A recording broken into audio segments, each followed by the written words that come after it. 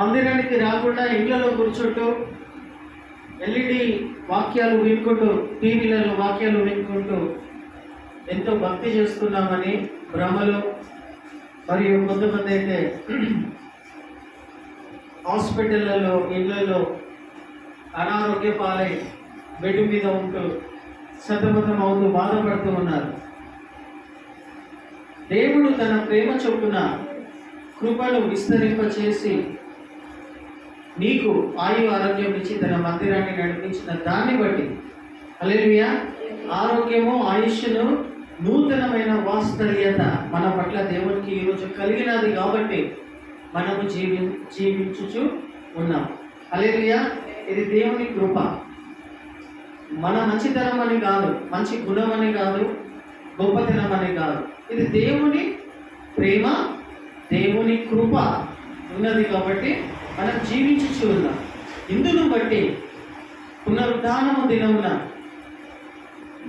आदिवार दिनमुना, रविवार के दिन अपने को जो जीवन प्रभु जी दे रहे हैं, अपने को जो आयु आरोग्य दे रहे हैं, इसके लिए प्रभु जी को धन्यवाद करने के लिए यीशु प्रभु के कलीसिया को जाना बहुत जरूरी है। हालेलुया।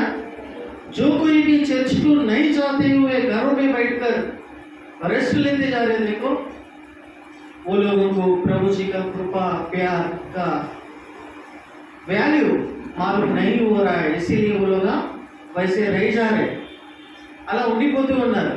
కానీ దేవుడు మనకి ఇచ్చిన ఇటువంటి కృపను బట్టి మనము దేవుని ఆత్మతో, సత్యముతో ఆరాధించాలి. హల్లెలూయా. శ్రద్ధగా దేవుని వాక్యమును విని అర్థం చేసుకునే ప్రయత్నం చేయాలి. వాక్యంలో మీరేమైనా ఆలోచించారా? దేవుడు ప్రతి మనిషికి 2 చెవులు ఇచ్చిండు, ఒకే ఒక నోరు ఇచ్చిండు. ఇక్కడ 2 చెవులు ఇచ్చిండు, ఇటు సైడ్ ఇటు సైడ్. ఇక్కడ ఒక నోరు ఇచ్చిండు, ఇక్కడ ఒక నోరు పెడితే బాగుండు కదా. ఎందుకు పెట్టాలి? బైబిల్లో కొత్త నిబంధనలో రాయబడిన మాట ఏమై ఉన్నదంటే, దేవుని వాక్యము 2 ఎందుకు ఇచ్చిండు దేవుడి చెవులు అంటే, ఎక్కువగా వినాలి, ఎక్కువగా శ్రద్ధగా ఎక్కువగా వినాలి. बहुत सारा चीज, बहुत सारा सुनने के लिए खुदा यीशु मसीह ने 2 कान कई को दिए बोले तो ज्यादा सुनने के लिए, ज्यादा सुनना. क्या सुनना? ఏమి వినడానికి 2 చెవులు ఇచ్చిండు? ఏమి వినడానికి ఇచ్చిండమ్మా? ఏ విషయాలు శ్రద్ధగా వినడానికి 2 చెవులు ఇచ్చిండు? ఏమి ఇచ్చిండు? ఏమి వినడానికి ఇచ్చిండు? అసలు ఈ చెవులు నీకు ఉన్నటువంటి 2 చెవులు ఏమి ఎక్కువ వినడానికి ఇష్టపడుతూ ఉంటాయి? आपको 2 काना जो भी है, 2 गाना सुने आ रहे, आपको सुने आ रहा? 2 है, वेरी गुड, हालेलुया. आपको सुने आ रहा? एक बंद है, सुने आ रहा? क्या चीज ज्यादा सुनने के लिए इच्छा करते हैं आप? क्या सुने तो आपको दिल खुश हो जाता है? ఏమి ఎక్కువ నీ మనసు ఉప్పొంగి పొంగి పొరలి కొట్టుకొని పడిపోతాను. బోల్నా భయ్, ఏమి వింటే నువ్వు తల్లడిల్లిపోతావు, ఆనందంతో కందులేస్తావు. ఒక్కసారి ఆలోచించుకోండి, एक बार सोचिए, क्या सुने तो, क्या ज्यादा सुनने का आपके 2 गाना इच्छा लगा रहे? చెప్పండి, ఆలోచించారు ఎప్పుడైనా? 2 काना कई के लिए खुदा यीशु मसीह आप इंसानों को दिया बोले तो ज्यादा उनका वचन सुनने के लिए 2 काना दिया, 1 मुंह दिया. मुंह बोलते क्या बोलते उसको ఒక్క నోరు ఎందుకు ఇచ్చిండంటే తక్కువ మాట్లాడడానికి. రెండు ఇక్కడ ఇస్తే ఎక్కువ మాట్లాడతాం కదా, ఈ నోరుతో మాట్లాడతాం, ఈ నోరుతో మాట్లాడతాం. ఇక్కడ ఒకటి పెడితే इधर कई को नहीं दिया, इधर भी लगा सकता ना, एक मुंह इधर भी लगा सकता, इधर एक कान है, इधर एक कान है, इधर एक मुंह, एक ही मुंह कई को दिया बोले तो एक ही मुंह, एक ही चेहरा में एक ही मुंह खुदा यीशु मसीह कई को दिया बोले तो कम बात करना। हालेलुया। क्या करना? कम बात करना। बाइबल बोल रहा है, मैं नहीं बोल रहा हूं। कम बात करना, ज्यादा सुनना। क्या सुनना? ఇంటి పక్కోళ్ళు ఏం చెప్తున్నారు, వాళ్ళ సంసారం ఏమైపోయింది, ఈమె సంసారం ఏమైపోయింది, దాని సంసారం ఏమైపోయింది, దీని సంసారం ఏమైపోయింది, అయ్యో పిల్లలు అయినరా లేదా, జాయిన్ అయినరా లేదా, ఇవి వినడానికి రెండు చెవులను ఇప్పుకొని వింటావా నువ్వు? हालेलुया। क्या सुनने के लिए दो गाना दिए, उसका संसार कैसा हो गया, इसका संसार क्या हुआ, उस लोग कैसा है, इन लोग कैसा है, ये जानने के लिए दो गाना दिए, या वचन सुनने के लिए दो गाना दिए? सो है ప్రియమైన వారలారా, ఎక్కువగా దేవుని వాక్యమును వినాలని వాక్యం చెప్తూ ఉన్నది. హల్లెలూయా. ఎంత ఎక్కువగా వింటే అంతగా నీలో ఉన్నటువంటి దేవుని ఆత్మ ఆనందిస్తుంది, సంతోషిస్తుంది, గంతులు వేస్తుంది, తృప్తిగా ఉంటుంది, సమాధానంగా ఉంటుంది. ఏం లేకున్నా, నీకు ఆస్తులు లేకున్నా, అంతస్తులు లేకున్నా, పేరు ప్రఖ్యాతలు లేకున్నా, ఆరోగ్యం సరిగ్గా లేకున్నా, ఇంకేమీ లేకున్నా, నీలో ఒకటి నివసిస్తూ ఉన్నాడు చూడు. హల్లెలూయా. అది నీవు, అది నీవు. దట్ ఈస్ పర్మనెంట్, అది శాశ్వతమైనది.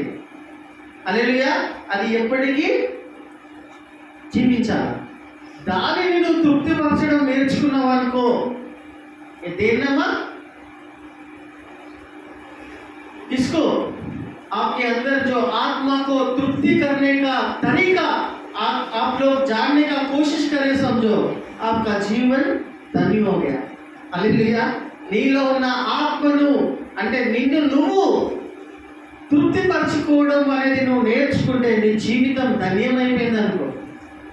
హల్లెలూయా. హల్లెలూయా. నీలో ఉన్న ఆత్మ అంటే నీవు దానికి శాశ్వతమైనది కాబట్టి దేవుని రాజ్యంలో మనము బ్రతకాలి కాబట్టి అందుకోసమే దేవుడు నిన్ను నన్ను ఏర్పరచుకున్నాడు. దేనికోసం దేవుడు నిన్ను ఏర్పరచుకున్నాడమ్మా? हालेलुया। समझ में आ रहा आप लोगों को? समझ में आ रहा? आपके अंदर प्रभु जी का आत्मा है। वो क्या है बोले तो वो अनंत जीवन जीने का आत्मा है। उसको मरण नहीं है।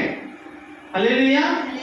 దానికి మరణం లేదమ్మా, మరణం లేదు, నీకు మరణము లేదు. ఈ దేహాన్ని, ఈ శరీరాన్ని వదిలిపెట్టి ఎక్కడికి వెళ్ళిపోవాలి? నువ్వు రెండు జాగాలకు వెళ్ళిపోవాలి, రెండు స్థలాలకు వెళ్ళాలి. దీని నుండి తప్పించుకోలేరు ఎవరు కూడా. హల్లెలూయా. యేసు ప్రభువుని విశ్వసించి రక్షణ పొందిన వాళ్ళు ఇక్కడ కళ్ళు మూస్తే పరలోక రాజ్యానికి చేరుతారు. అదే ఆయన మాట, ఆయన వాగ్దానం, నా మాట కాదు. యేసు ప్రభువుని సొంత రక్షకునిలాగా అంగీకరించిన వాళ్ళు వాళ్ళ మరణం ఎప్పుడైనా రానియండి, వాళ్ళ టైం ఎప్పుడైనా రానియండి, उनका टाइम कभी भी आने दो, कभी भी मर जाते वो लोग, यीशु प्रभु के अंदर विश्वास लगाने वाले, बपतिस्म लिए वाले, उनका मरण कभी भी आने दो, उनका मौत कभी भी आने दो। इधर आंखें मूछे तो परलोक राज्य में, स्वर्ग में आंखें खोलेंगे बोलकर यीशु मसीह का वचन है। హల్లెలూయా. యేసు ప్రభు యొక్క మాటను నువ్వు నమ్ముతున్నావు. అయితే ఇక్కడ ఉన్నప్పుడే నేను నిర్ణయం చేసుకోవాలి. భూమి మీద ఉన్నప్పుడు నేను యేసు ప్రభువుని సొంత రక్షకునిలాగా అంగీకరించినటువంటి నేను, దేవుడు తన బిడ్డగా అధికారపూర్వకంగా దేవుడు నన్ను తన బిడ్డగా నియమించుకోడు, అధికారం ఇచ్చాడు ఆయన. హల్లెలూయా. తన బిడ్డను ఒకవేళ యేసు ప్రభువుని సొంత రక్షకునిలాగా అంగీకరించకుండా నువ్వు ఈ భూమి మీద ఎన్ని మంచి పనులు చేసినా, ఎంత గొప్ప వ్యక్తివైనా, ఎంత జ్ఞానముతో ఏమేమి సంపాదించినా, ఏమై ఉన్నా కానీ కూడా యేసు ప్రభువు లేకుండా, యేసు ప్రభువును అంగీకరించకుండా నువ్వు మరణిస్తే నరకం అనేది నీ కోసం ఎదురు చూస్తున్నది, నరకానికి వెళ్ళాల్సి వస్తుందని దేవుని వాక్యం సెలవిస్తూ ఉన్నది. మనుషులు చెప్తలేదు, మనుషులు ఇచ్చిందంటే చెప్పరు. అయితే రక్షించబడినటువంటి నీవు ఈ విషయాన్ని నేను ఎందుకు జ్ఞాపకం చేస్తున్నానంటే, ప్రియమైన సంగమా, నువ్వు నమ్ముకునేటువంటి విశ్వాసము, నమ్మకము అనేది ఆశామాసిగా పెట్టుకున్నావా యేసు ప్రభు పైన? లేకపోతే నిజంగా యేసు ప్రభువుని నిశ్చయముగా ఖచ్చితంగా నమ్ముకొని ఉన్నావా? ఒకసారి నిన్ను నువ్వు పరీక్షించుకో. ఎందుకంటే నీలో నివసిస్తున్నటువంటి దేవుని ఆత్మ శాశ్వతమైనది, నిత్యమైనది, మరణం అనేది లేనిది. నువ్వు నమ్ముకున్నటువంటి యేసు ప్రభువుని యొక్క రక్షణ అనేది నువ్వు నిశ్చయం చేసుకో. నిశ్చయమై ఉన్నట్టు నీ మనస్సాక్షి నీకు సాక్ష్యం చెప్తూ ఉన్నట్టు, ఎస్ నేను రక్షించబడ్డాను, నా ఆత్మ రక్షించబడ్డాది, హల్లెలూయా అనేటువంటి నిశ్చయత నీకుంటే నువ్వు ధన్యుడు, ధన్యురాలి. హల్లెలూయా.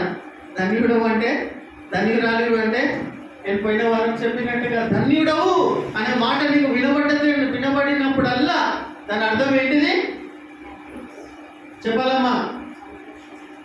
ధన్యుడవు అనే మాట నీ చెవులకు వినబడిన వెంటనే దాని అర్థం ఏంటిది? లేకపోతే నువ్వు చదువుతున్నప్పుడల్లా धन्यजीवी है, धन्यजीवी का मतलब क्या है? उसका मतलब, उसका मीनिंग, उसका अर्थ मालूम रहना चाहिए. धन्युడు అనే మాటకు అర్థం చెప్పండమ్మా. నువ్వు ధన్యురాలివి అని అంటే అయిపోయిందా? ధన్యుడు నన్ను ధన్యుడవు అన్నాడు దేవుడు అని అంటే సంతోషించి గంతులు వేయాలి కదా నువ్వు. దాని అర్థం నీకు తెలిసి ఉంటేనే కదా ధన్యుడవు అని నువ్వు, దాని అర్థం తెలిసి ఉంటేనే నువ్వు హ్యాపీగా ఉంటావు, అర్థవంతంగా ఉంటావు. ధన్యుడవు అనే మాటకు అర్థం ఏంటిది అని అంటే, ధన్యుడవు, blessed one, blessed people, you are the blessed one అనే మాటకు అర్థం ఏంటిది అని అంటే, హ్యాపీయెస్ట్ పర్సన్, సంతోషకరమైనటువంటి, సంతోషంతో నింపబడినటువంటి, సంతోషంతో నిండుకున్నటువంటి వ్యక్తి. హల్లెలూయా. సంతోషము నీ మనసు, హృదయం, ఆత్మ, శరీరంలో నివసిస్తుంది అని అర్థం. హల్లెలూయా. ధన్యుడు అనే మాటకు అర్థం ఏంటిది? Happiest person in the world.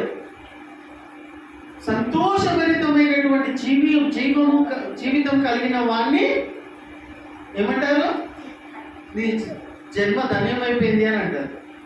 అంటే సంతోషం, సమాధానం వారి లోపట పరిపూర్ణంగా నివసిస్తుంది. హల్లెలూయా. దాన్ని ఏమంటారు? ధన్యుడవు, ధన్యురాలివి. నువ్వు రక్షణ పొందినటువంటి నీవు ధన్యుడవు. హల్లెలూయా. ధన్యురాలివి. నిశ్చయత ఉందా నీకు? నేను రక్షించబడ్డానని. హల్లెలూయా. ఎంతమందికి నిశ్చయత?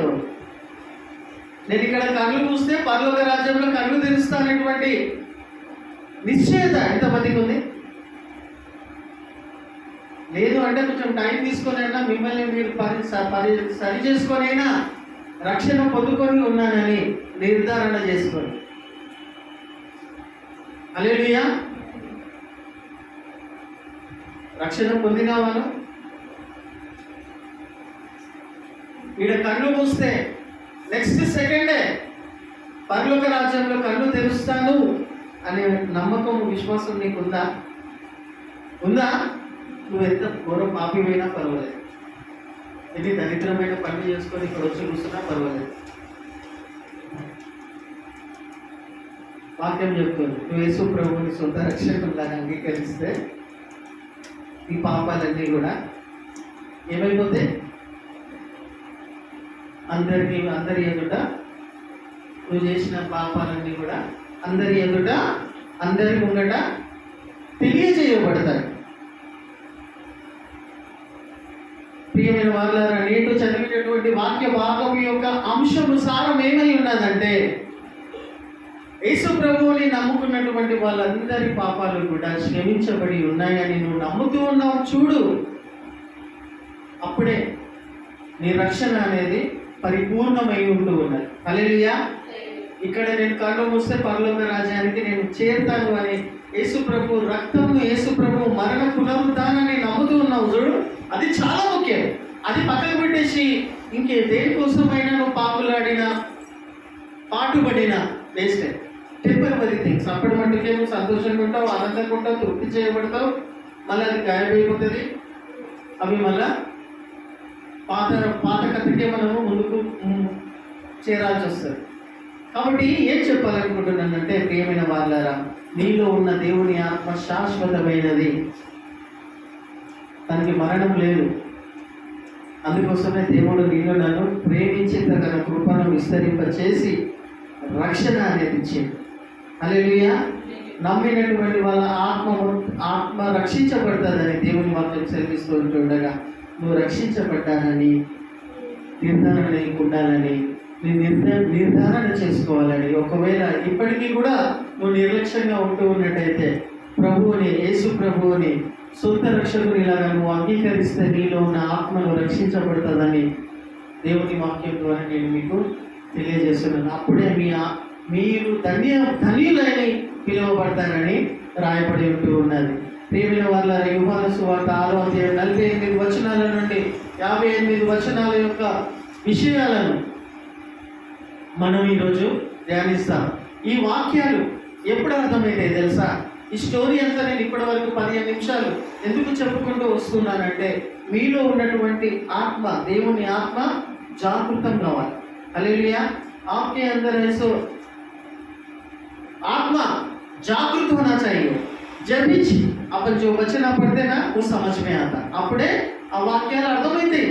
నీలో ఉన్న ఆత్మకు ఈ వాక్యాలే అర్థమవుతాయి. అప్పటి వరకు ఆ వాక్యాలు అర్థం కావు. పెడచెవులు పెట్టినటువంటి వాళ్ళం అవుతాం. ఇక్కడే కూర్చొని ఉంటాం, కానీ మన మనసు, హృదయం, ఆత్మ అనేది ఇక్కడో తిరుగుతూ ఉంటుంది. అందుకోసము ఈ విషయాలను చెప్పుకుంటూ వస్తున్నాయి ఇప్పటి వరకు. హల్లెలూయా. నీ ఆత్మ రక్షించబడ్డదా? హల్లెలూయా. రక్షించబడినట్టయితే ఇందాక చదువుకునేటువంటి వచనాలే నీ ఆత్మకు సరి అయినటువంటి ఆహారం. హల్లెలూయా. నీలో నివసిస్తున్న దేవుని ఆత్మకే, నీ దేవుని ఆత్మకు సరి అయిన ఆహారం ఎక్కడ దొరుకుతుంది? దేవుని ఆత్మకు సరి అయిన ఆహారం ఏమై ఉన్నది? तुम्हारे अंदर है सो बसना है सो आत्मा को सच्चा आहार कौन सा है? किधर मिलेगा? చెప్పండి అమ్మా. నీలో నివసిస్తున్న దేవుని ఆత్మకు ఆహారము ఏమై ఉన్నది? ఎక్కడ దొరుకుతుంది? వినపడుతుందా? సునే ఆ రామ్ లోగోं को समझ में आ रहा? నీలో ఉన్నటువంటి దేవుని ఆత్మకు ఆహారం ఏమై ఉన్నది? వాక్యం. హల్లెలూయా. ఆ వాక్యము నీ ఆత్మకు టచ్ అయిందనుకో, అర్థమైందనుకో, టచ్ అయిందంటే స్పర్శించిందనుకో, అర్థమైందనుకో, గంతులు వేస్తావు, ఆనందిస్తావు. రోగాలు అట్లున్నా, అప్పులు అట్లనే ఉన్నా, నిందలు అట్లా ఉన్నా, పాపాలు అట్లనే ఉన్నా, ఏమై ఉన్నా కానీ కూడా నీ ఆత్మకు దేవుని వాక్యం టచ్ అయిందనుకో, అర్థమైందనుకో, గంతులు వేస్తావు. ఆత్మకు సరి అయిన ఆహారము దేవుని వాక్యం. దేవుని వాక్యము 2 చెవులతోటి ఇప్పుకొని శ్రద్ధగా వినాలి. హల్లెలూయా. అప్పుడు ఆనందభరితమైనటువంటి జీవితము, ఆనందంతో గంతులేస్తూ ఉంటావు, ఆనందిస్తూ ఉంటాడు నీ లోపల ఉన్నటువంటి ఆత్మ. హల్లెలూయా. హల్లెలూయా. రక్షించబడిన నీ ఆత్మ దేవుని వాక్యం చదువుతూ ఉంటూ ఉండగా, వింటూ ఉంటూ ఉండగా గంతులేస్తుంది, ఆనందిస్తూ సంతోషిస్తుంది. నీ మనసు, హృదయం, చెవులు ఎక్కడెక్కడికో తలంపులు తిప్పవాలి, తిప్పడానికి పర్మిషన్ ఇవ్వదు. హల్లెలూయా. హల్లెలూయా. నీ మనసు ఇంట్లో ఉన్నా, వంట రూమ్లో ఉన్నా, బయట తిరుగుతూ ఉన్నా తిరగనివ్వదు. ఎందుకు? దేవుని వాక్యం వింటూ ఉంటూ ఉన్నావు. నీ ఆత్మ నీకు సహాయం చేస్తుంది. ఏ రకముగా? దేవుని వాక్యం వినడానికి. హల్లెలూయా. చదవండి. ఇప్పుడు ఈ రోజు యొక్క అంశం ఏమై ఉన్నదంటే, నీ ఆత్మకు సరి అయిన ఆహారము నేను ఈ రోజు నుండి వింటూ తీసుకుంటున్నా. హల్లెలూయా. హల్లెలూయా. చదవండి గట్టిగా, తెలుగు వచ్చినటువంటి వాళ్ళు. విశ్వసించువాడు నిత్య జీవము గలవాడు. విశ్వసించువాడు నిత్య జీవము గలవాడు. జీవ ఆహారము నేనే. హల్లెలూయా. జీవమునకు ఆహారము నేనే. నీ జీవమునకు ఆహారము నేనే. మీ పితరులు అరణ్యంలో మన్నాను తినను చనిపోయింది. దీనిని తినువాడు చావకుండానట్లు పరలోకము నుండి ఇచ్చిన ఆహారం ఇదే.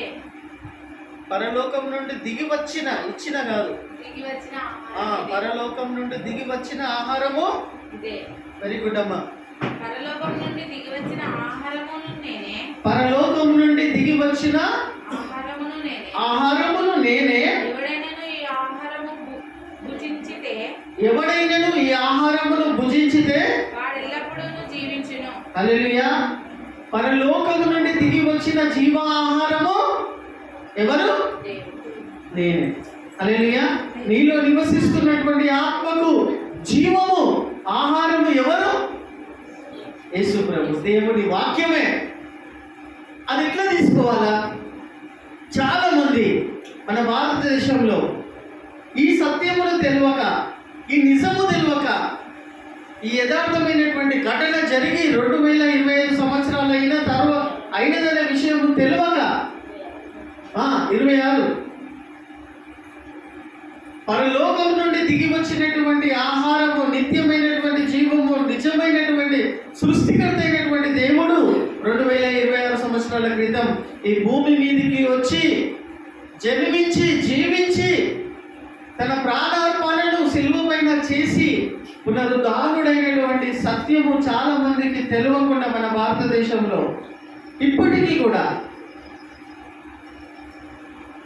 కొండలలో, లోయలలో, ఘనమైనటువంటి అడవులలో, హిమాలయాలలో తపస్సు చేసుకుంటూ ఘోరమైనటువంటి నిష్ఠతో తపస్సులు చేసుకుంటూ తిరుగుతూ ఉన్నారు. ఎందుకోసము? సత్యమును కనుక్కోవడానికి, దేవుని కనుక్కోవడానికి. హల్లెలూయా. ఈ విశ్వ బ్రహ్మాండము అనేది ఎక్కడికే తయారైనది? ఎవరు దీన్ని సృష్టించినారు? నేను ఎక్కడి నుండి వచ్చినా, నేను ఎక్కడికి పోతా, అసలు ఏంటిది ఇది అనేటువంటిది వారిలో ఉన్నటువంటి ఆత్మ వాళ్ళకు ఆ విధంగా సూచిస్తున్న కొలది. హల్లెలూయా. ప్రియమైన వారులారా, వాళ్ళకు తెలియకుండానే యేసు ప్రభుల వారు పరలోకం నుండి తిరిగి వచ్చిన ఆహారము నేనే అని చెప్పి 2026 సంవత్సరాలు అవుతున్నా ఈ సత్యంలో వాళ్ళకు తెలియకుండా ఉన్నదంటే బహుశా వాళ్ళకు ఎవరు చెప్పి ఉండకపోవచ్చు. కాబట్టి చాలా మంది కూడా సృష్టికర్తను తెలుసుకోవాలనేటువంటి తపనతో ఘోరమైన, కఠోరమైనటువంటి ఒక్క కాలు మీద నిలబడి, లేకపోతే బట్టలు లేకుండా ఎంటికలు పెరుగుతున్నా కానీ కూడా జడలుగా కట్టుకొని అల్లుకుపోతూ ఉన్నా కానీ కూడా వాళ్ళ శరీరాన్ని లెక్క చేయకుండా, ఆహారము లేకుండా, నీళ్లు తీసుకోకుండా చల్లని ప్రదేశంలో కఠోరమైనటువంటి తపస్సులు చేసుకుంటూ వాళ్ళ యొక్క హృదయాభిలాష ఏమై ఉన్నదంటే సృష్టికర్తను తెలుసుకోవాలి. నేను ఎక్కడికి వచ్చినా, ఎక్కడికి పోతున్న తర్వాత అనేది తెలుసుకోవాలని పాపం అంత కఠినమైనటువంటి తపస్సులు చాలా మంది ఇప్పటికీ చేస్తూనే ఉంటూ ఉన్నారు. వాళ్ళకి తెలియదు పరలోకం నుండి దిగి వచ్చిన జీవాహారం నేనే అని. నువ్వు వింటున్నావు చూడు, నీకు తెలియజేయబడుతున్నది చూడు, నీకు అర్థమవుతున్నది చూడు, నువ్వు ధన్యుడవు. వారికంటే, వాళ్ళందరికంటే నువ్వు ధన్యుడవు, ధన్యరాలు. హల్లెలూయా. నీకు తెలియజేయబడుతున్నాను. దేవుడు అటువంటి కృపను అనుగ్రహిస్తూ ఉంటూ ఉన్నాడు. హల్లెలూయా. కాబట్టి పరలోకం నుండి దిగి వచ్చిన జీవాహారము నేనే. నీలో ఉన్న జీవానికి సరి అయినటువంటి ఆహారము నేనే. జీవాహారము నేనే. ఆ జీవాహారము మనము భుజించిన వాడు నిత్య జీవము ఎల్లప్పుడూ జీవించును. అర్థమవుతుందా వాక్యము? నీలో ఉన్న ఆత్మకు దేవుని వాక్యం అర్థమవుతుందా? తన ఆహారము తినువాడు ఎల్లప్పుడూ జీవించును. హల్లెలూయా. హల్లెలూయా. యేసు ప్రభు యొక్క శరీరాన్ని తినువాడు, తన రక్తమును త్రాగువాడు, తన మరణాన్ని జ్ఞాపకం చేసుకునేవాడు, మరణించినను తిరిగి ప్రభు వారిని లేపును పునరుద్ధానము దినమున. హల్లెలూయా.